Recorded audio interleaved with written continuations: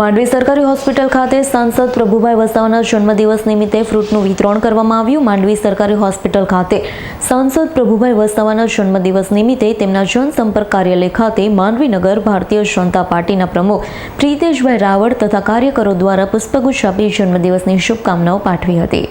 માંડવી સરકારી હોસ્પિટલ ખાતે સાંસદ પ્રભુભાઈ વસાવાના જન્મદિવસ નિમિત્તે એમના જનસંપર્ક કાર્યાલય ખાતે માંડવીનગર ભારતીય જનતા પાર્ટીના પ્રમુખ પ્રિતેશભાઈ રાવળ તથા કાર્યકરો દ્વારા પુષ્પગુચ્છ આપી જન્મદિવસની શુભકામનાઓ પાઠવી હતી।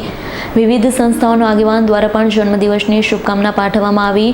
સરકારી હોસ્પિટલ ખાતે સાંસદ પ્રભુભાઈ વસાવા દ્વારા તેમના જન્મદિવસ નિમિત્તે હોસ્પિટલના તમામ દર્દીઓને ફ્રૂટ વિતરણ કરી તેમને શુભેચ્છા મુલાકાત લીધી હતી।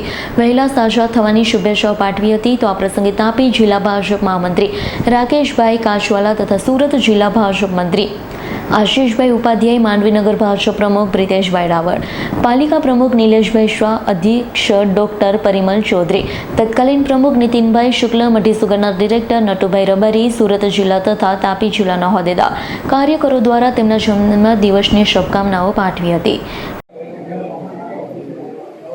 1 માર્ચ આજે આ ધરતી પરના અવતરણના મંગલ દિવસ એવા મારા જન્મદિવસ નિમિત્તે આજે સવારથી જ ભગવાનના આશીર્વાદ લઈને, માતા પિતાના આશીર્વાદ લઈને આજે માંડવી રેફરલ હોસ્પિટલ ખાતે દર્દીઓને ફ્રૂટ વિતરણનો કાર્યક્રમ મારા ભારતીય જનતા પાર્ટીના કાર્યકર્તાઓના સહયોગથી સાથે મળીને આ દર્દીઓને ફ્રૂટ વિતરણ કર્યું છે। મને જન્મદિવસની શુભકામના પાઠવી અને તે બદલ હું પણ તમામ દર્દીઓને જલ્દીથી સ્વસ્થ થઈ જાય, સારા થઈ જાય એના માટે શુભકામના પાઠવું છું।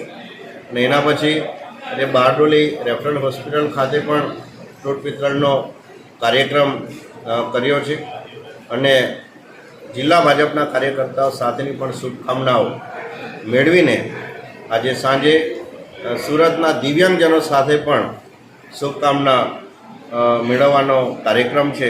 અને આ રીતે આજે મને રૂબરૂ સોશિયલ મીડિયા દ્વારા અથવા પરોક્ષ રીતે મારા જન્મદિવસની જેમણે શુભકામનાઓ પાઠવી છે એ બધાનો હૃદયપૂર્વક આભાર પણ માનું છું।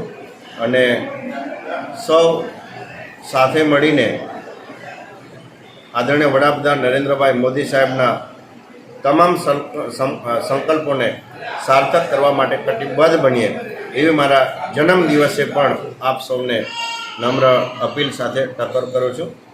ભારત માતા કી જય। જીતેન્દ્ર સોલંકીનો રિપોર્ટ, S9 ન્યૂઝ, માંડવી। અમારી તમામ માહિતીથી અપડેટ રહેવા માટે જોડાયેલા રહો S9 ન્યૂઝ સાથે।